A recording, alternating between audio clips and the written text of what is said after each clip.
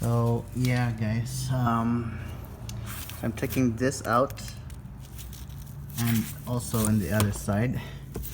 Once it's taken out, I'll be able to take this gear, this big gear right here, which has a lot of metal shavings right there. See this?